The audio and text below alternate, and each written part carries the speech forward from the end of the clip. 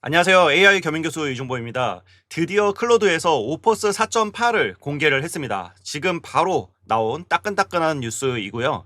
그리고 여기에 더해서 동적 워크플로우라는 기능도 출시를 했는데 이것도 1000명의 직원을 사용해 볼 수 있는 1000개의 에이전트를 돌릴 수 있는 그런 기능이 나왔습니다. 어마어마한 기능이 나왔는데 어떤 기능인지, 그리고 오퍼스 4.8은 어디가 좋아졌고 얼마나 좋아졌는지에 대해서 같이 한번 살펴보도록 하겠습니다. 네, 일단 클로드로 들어가 보면 여기 모델이 새로 생긴 거를 볼 수가 있습니다. 오퍼스 4.8이 새로 나왔는데요.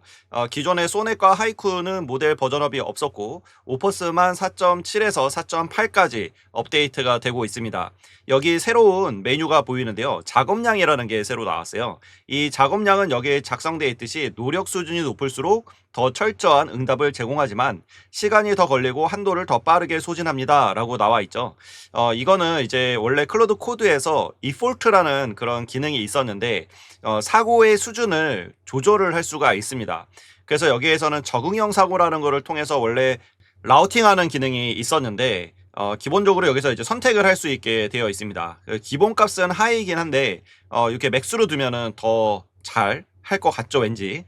근데 이거는 이제 어떤 프롬프트를 넣느냐에 따라서 하이가 더 잘 나올 때도 있고 맥스가 더 잘 나올 때도 있다고 합니다. 결국에 이제 하이 같은 경우는 이 컨텍스트 윈도우나 이런 거에 크게 영향을 받지 않기 때문에 하이로 보통은 두고 하시면 되시고요. 굉장히 복잡하고 어려운 작업에서는 맥스를 놓고 돌리시면 되십니다. 네, 제가 물어볼 거는 요 AI로 마케팅을 하는 데 있어서 AEO와 GEO가 굉장히 중요한데 이거에 대해서 구체적인 조사를 해달라고 물어보도록 하겠습니다. 근데 이렇게 오퍼스 4.8 맥스에게도 물어보고요. 네, 똑같은 모델로 오퍼스 4.7 로우에게도 한번 물어보도록 하겠습니다. 일단 4.8 맥스에게 물어보도록 할게요. 그리고 4.7 로우에게도 한번 물어보도록 하겠습니다. 네, 지금 왼쪽에 있는 게 4.7이고요. 오른쪽에 있는 게 4.8입니다.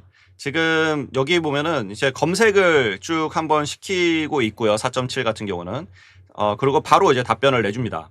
4.8 같은 경우는 지금 먼저 시작했음에도 불구하고 지금 계속 전략을 수립하고 탐색하기로 결정하고 계획을 수립하고 시장 전략을 수립하고 한국 시장 인사이트에 대해서 도구 탐색을 진행하고 그 다음에 통계를 수집하고 이렇게 계속 절차를 밟아 나가고 있는데 이게 약간 이제 심층 리서치와 같은 느낌을 주네요. 그래서 리액트 프레임워크가 작동되고 있는 것 같은 느낌이 듭니다. 일단 여기 4.7 같은 경우는 이제 거의 다 나오고 있는 것 같아요. 4.8도 지금 작성을 하고 있습니다. 어떤 게 다른지 한번 볼게요. 지금 첫 번째는 거의 비슷합니다. 개념 정리에 대해서 하고 있는데요. 표도 비슷하게 작성을 해주고 여기에 대한 개념 정리, AEO가 뭐고 GEO가 뭔지에 대해서 이야기해주고 있습니다.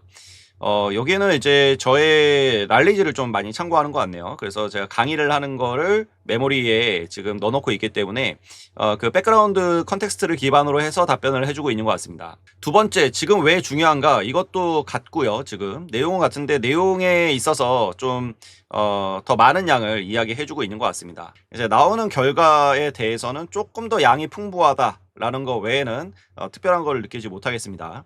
실제로 벤치마크에서도 보면은 오퍼스 4.8이 에이전트형 코딩, 다분야 추론, 에이전트형 컴퓨터 활용, 그 다음에 지식 업무, 에이전트형 재무 분석 이런 데서는 오퍼스 4.7이나 GPT 5.5나 제미나이 3.1 프로보다 우월한 그런 벤치마크를 보여주고 있지만 이 에이전트형 터미널 코딩 이 부분은 GPT 5.5가 훨씬 더 성능이 좋습니다. 원래 오늘 GPT 5.6이 발표가 된다고 나왔었는데 오퍼스 4.8이 나온 거를 지켜보고 나오려는 것 같아요.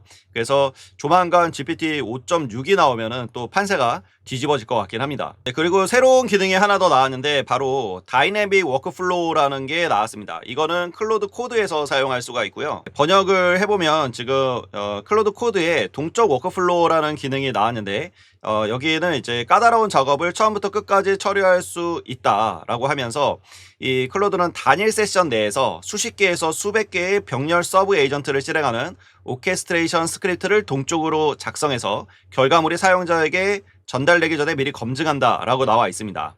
그래서 요거는 그 CLI에서 사용할 수 있고 데스크탑 버전이나 맥스, 팀, 엔터프라이즈 요금제에서 사용할 수가 있다고 합니다. 네, 그래서 여기 동적 워크플로우를 한번 테스트 해보겠는데요. 그 터미널을 띄웠고요. 여기서 클로드를 실행을 하도록 하겠습니다. 클로드 코드가 실행이 됐고요.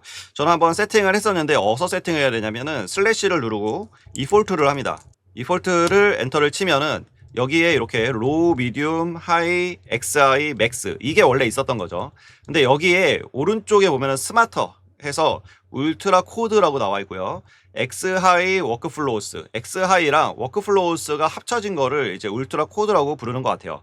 그래서 굉장히 좀 이제 그래픽도 좀 멋있게 나오고 있는데 요거를 엔터를 치면은 그러면 이런 식으로 이제 반짝이면서 오른쪽 위에 울트라 코드라고 작성이 됩니다.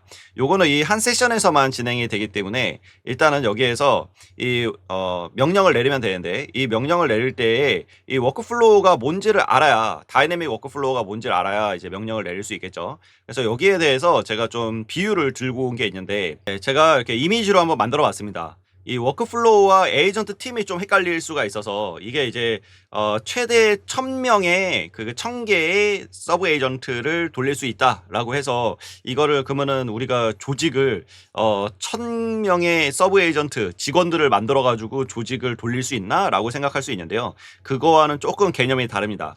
이 동적 워크플로우 같은 경우는 같은 일꾼, 같은 직원을 대량 복제한다라고 생각하면 되는데요. 우리가 서브 에이전트를 만들면 거기에 스킬이 들어가 있고 우리가 서브 에이전트를 보통 셰프에 비유를 하잖아요. 그리고 그 스킬을 레시피에 비유를 합니다. 그래서 서브 에이전트 안에 이렇게 직원을 우리가 설정을 해서 거기에 스킬도 들어가 있는데요. 예를 들어 이제 김밥을 만드는 거라고 한다면 김밥 만드는 레시피를 알고 있는 이런 요리사들, 알바생들이 있다고 해볼게요.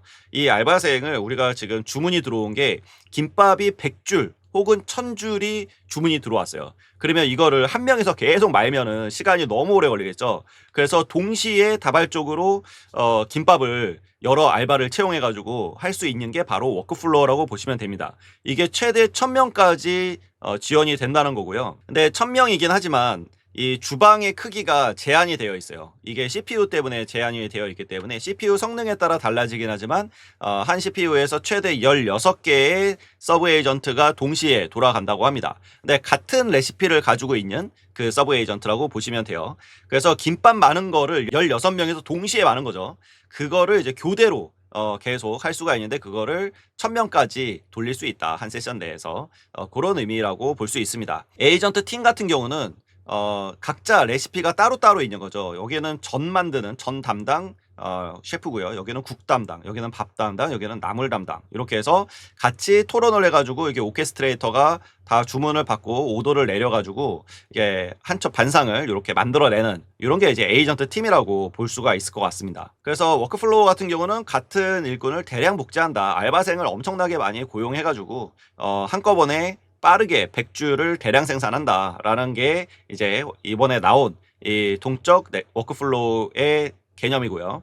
그 다음에 에이전트 팀은 좀 전에 이야기했듯이 각자의 역할과 그 다음에 레시피들이 여러 개가 이제 스킬들이 들어가 있는 서브 에이전트들이 오케스트레이터 서브 에이전트에 의해서 서로 이제 이야기를 하고 주고받으면서 그러면서 훌륭한 한상 차림을 만들어내는 거라고 볼 수 있습니다. 그냥 서브 에이전트를 병렬로 돌리게 되면은 그 로그들이 계속 턴 바이 턴 하면서 계속 로그가 남게 됩니다. 그래서 컨텍스트 윈도우를 잡아먹게 되는데 이 워크플로우를 돌리면은 자바스크립트로 뒤에서 백그라운드에서 돌아가기 때문에 이런 컨텍스트 윈도우나 이런 거에 대해서는 걱정을 안 하셔도 되고 대신에 이제 최종 결과값만 준다.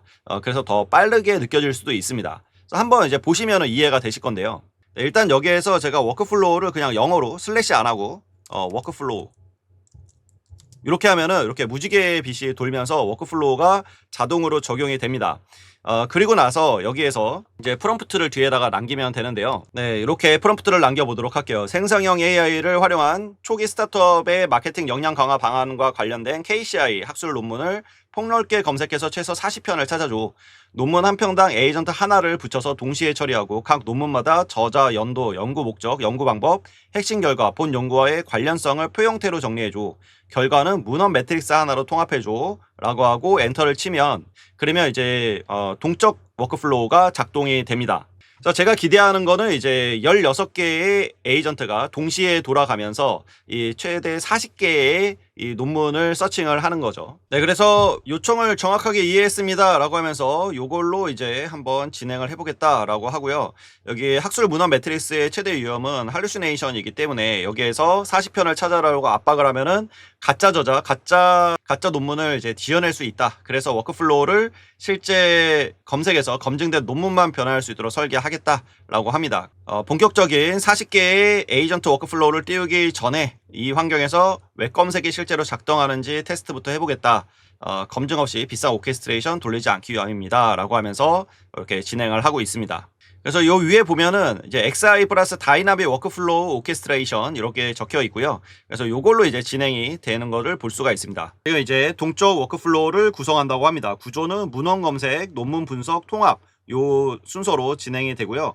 50개의 검색 각도를 라운드별로 팬아웃해서 고유 논문 45편 이상 확보를 할 때까지 최대 4라운드로 진행을 한다고 합니다. 네, 그래서 요 밑에서 지금 워크플로우가 돌아가고 있는 거를 볼 수가 있는데요. 이게 이제 백그라운드에서 돌아가기 때문에 실제로 이걸 보기 위해서는 여기에다가 워크플로우라고 적어주시면 됩니다. 워크플로우스라고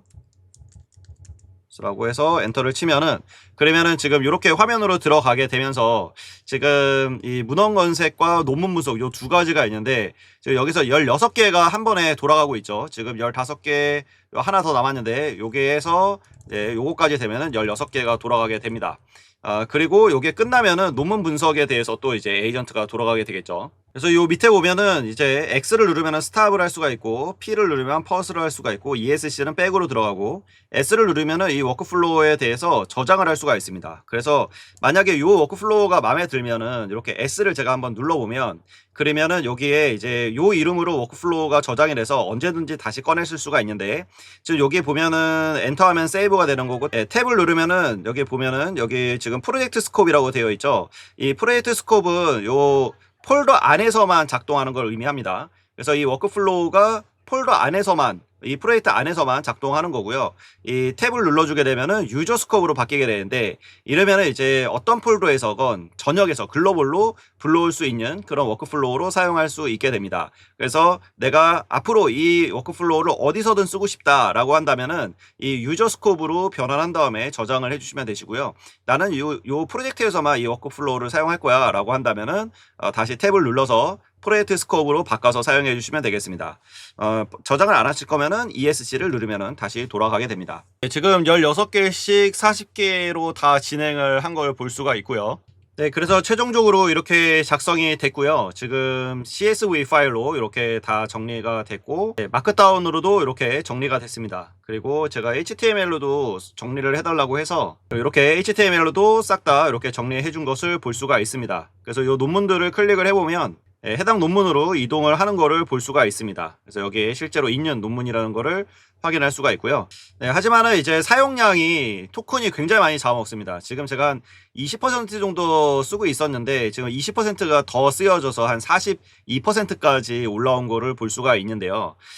이 토큰을 많이 잡아먹습니다. 그래서 이 워크플로우를 하실 때는 좀 토큰을 넉넉할 때 하시는 게 좋을 것 같고요. 오퍼스 4.8 같은 경우에 패스트 모드도 제공을 하고 있는데 요거는 여기 신청을 해야 됩니다. 요 사이트에 들어가서 이메일 남기고 해서 신청을 하면은 패스트 모드를 웨이트리스트에 등록을 해주고요. 지금 오퍼스 4.8을 소개하는 페이지에 이런 벤치마크도 나와 있고 한데 제일 밑에 보면은 여기에 지금 프레이트 글래스윙의 일환으로 현재 소수의 기관에서 사이버 보안 업무를 위해 클로드 미토스 프리뷰를 사용하고 있다. 근데 이게 조만간에 모든 고객들에게 미토스급의 모델을 제공할 수 있을 것으로 기대하고 있다라고 하면서 그러면서 여기에 이제 시스템 카드를 제공을 해주거든요. 이 시스템 카드는 PDF 파일로 244페이지 정도 되는 분량의 내용이 나와 있습니다. 자, 요거를 이제 한글로 일단은 번역을 해봤는데, 네, 요 PDF 파일들을 보면은 여기 처음에 나와 있는 게 여기도 미토스에 대한 얘기가 나와 있습니다. 그래서 4.8은 전반적으로 미토스 프리뷰보다 여전히 약한 모습을 보여진다라고 얘기를 하면서 계속 이 시스템 카드 중에서 벤치마크를 하면서 이 미토스 프리뷰랑 비교를 하는 거를 보여줍니다. 그래서 이게 이제 약간은 여기도 또 나와 있죠. 그래서 4.7의 좀 보완형이자 미토스보다는 조금 못한 그런 중간 단계의 모델이라고 볼 수 있을 것 같고요.